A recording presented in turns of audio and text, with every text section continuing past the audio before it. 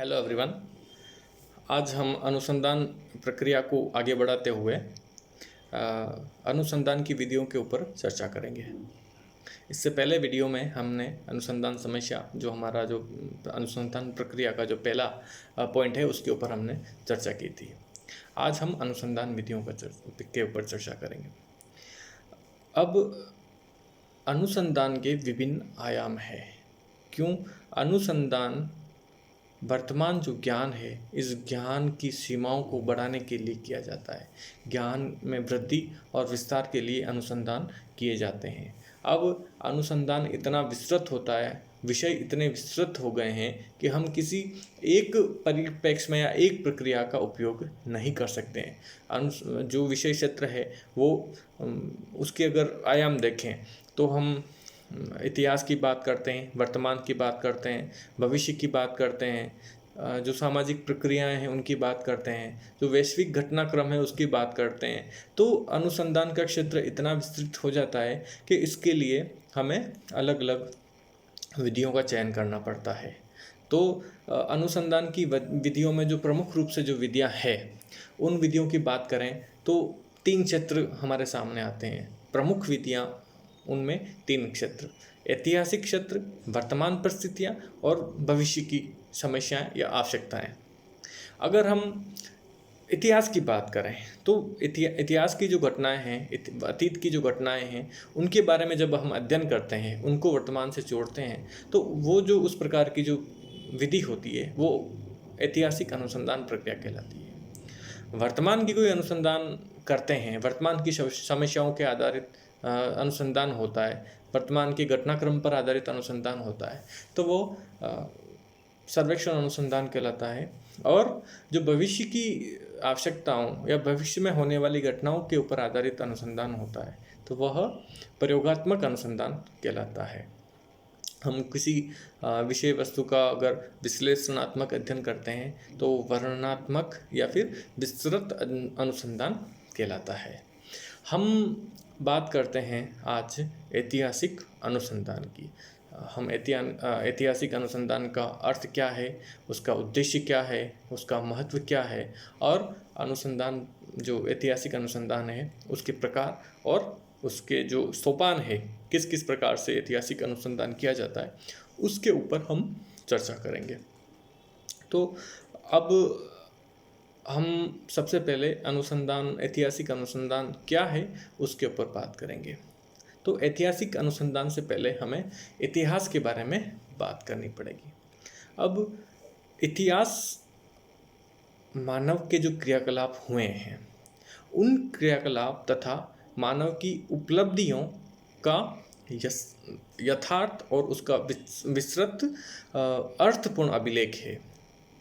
इतिहास है जो मानव ने जो जितने भी क्रियाकलाप किए हैं और उसकी जो उपलब्धियां हैं उसका यथार्थ और उसका विश्लेषित अभिलेख है, और केवल किसी घटना का वर्णन मात्र नहीं है बल्कि उसका परीक्षण किया हुआ अभिलेख है। क्या? इतिहास।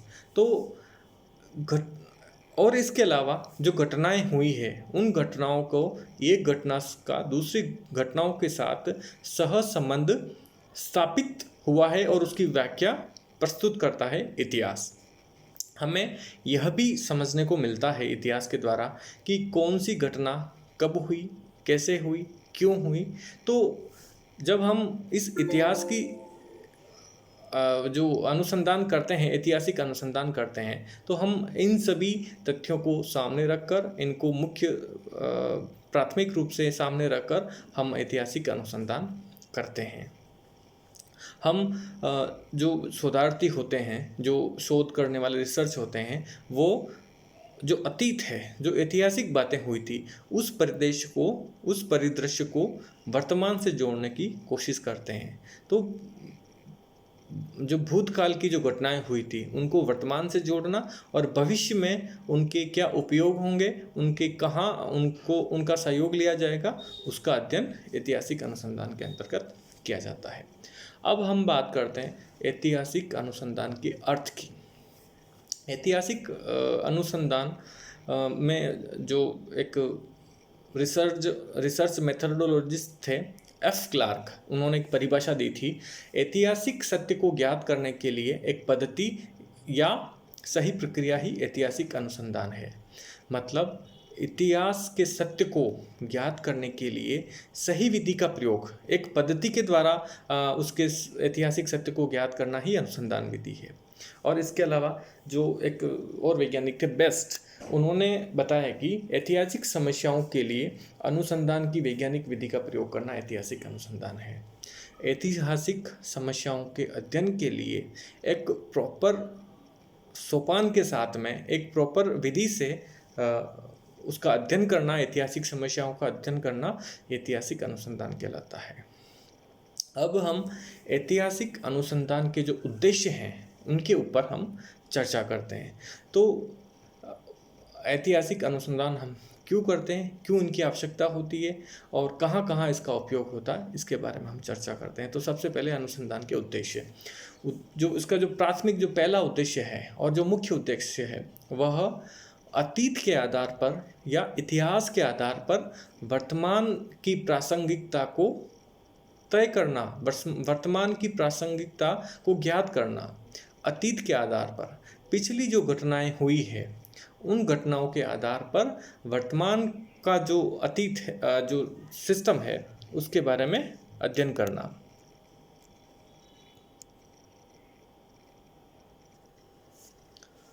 अगर हम अपनी पुस्तकालय से देखें तो जो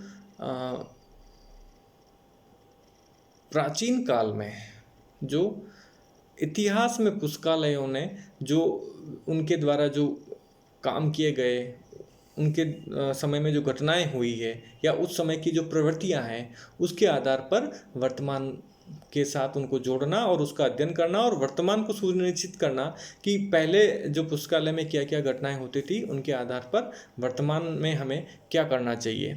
तो वो वर्तमान को समझने के लिए ऐतिहासिक घटनाओं का अध्ययन करना। तो जो इसका पहला उद्देश्य यह है। दूसरा उद्देश्य यह है कि अतीत के अध्ययन के द्वारा तत्कालीन जो व्यवस्था थी, नीतियाँ थी, सिस्टम थे, आदेश थे, उनका अध्ययन करके वर्तमान में उनकी प्रासंगिकता और उनकी उपयोगिता तय करना, ज्ञात करना। अब इसको पुस्तकालय से जोड़ के देखें तो जो तत्कालीन पुस्तकालयों की व्यवस्था, उनकी नीतियाँ, तब के आदेश, तब के पाठकों के लिए उपयोगिता पुस्तकालय की, उन सभी प्रवृत्तियों, उन सभी घटनाओं का अध्ययन हम करते हैं तो आज हमें क्या करना है, आज की जो दिशा निर्देश क्या करने हैं, क्या तय करना है, उसके बारे में हम ज्ञात कर पाते हैं।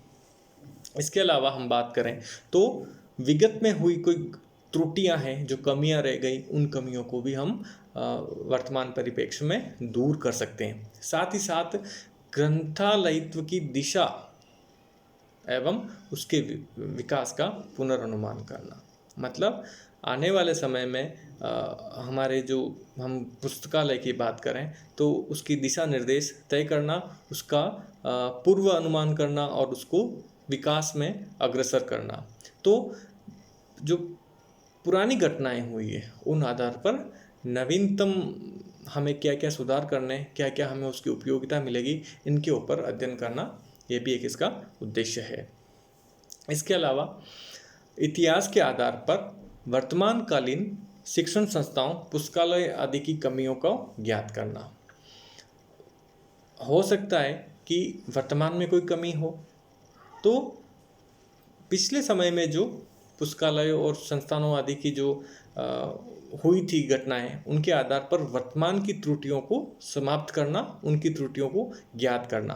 हो सकता है पहले किसी पुस्तकालय में अच्छी सेवाएं दे पा रहे हो, अच्छा पुस्तकालय व्यवस्था चलाई जा रही हो, लेकिन वर्तमान में वो सेवाएं न दे पा रहे हो, तो हम ऐतिहासिक अध्ययन के द्वारा उन कमियों को, उन त्रुटियों को दूर कर सकते हैं। एक ये भी इसका उद्देश्य है कि उस तत्कालीन समय में जिसका हम अध्ययन कर रहे हैं ऐतिहासिक, उस समय में समाज ने उस संस्थान के साथ में या उस प्रक्रिया के साथ में किस प्रकार का व्यवहार किया, मतलब यूज़र बिहेवियर। तो उससे हम ये ज्ञात कर पाते हैं कि तब जब हम ऐतिहासिक अध्ययन करते हैं जिस घटना का, जिस बात का, तब तत्कालीन जो उपयोगकर्ता थे उनका उसके साथ में क्या व्यवहार था, और उस व्यवहार के आधार पर हम वर्तमान व्यवहार को तय कर सकते हैं, और वर्तमान जो व्यवहार है उसको हम समझ सकते हैं। और इसके अलावा एक उद्देश्य और है कि अतीत की जो घटनाएं होती है उन घटनाओं को क्रमबद्ध करना। अतीत में जितनी घटनाएं हुई है, आज हम इतिहास देखते हैं, चाहे किसी भी मध्यकालीन भारत का या प्राचीन भारत का या कोई सा भी इतिहास देखें किसी भी विषय का, तो वो घटनाएं क्रमबद्ध है। तो किसी भी घटना को क्रमबद्ध करने के लिए, जो अतीत की घटनाओं को क्रमबद्ध करने के लिए अनुसंधान का प्रमुख उद्देश्य होता है। इस प्रकार हम जो अनुसंधान, ऐतिहासिक अनुसंधान है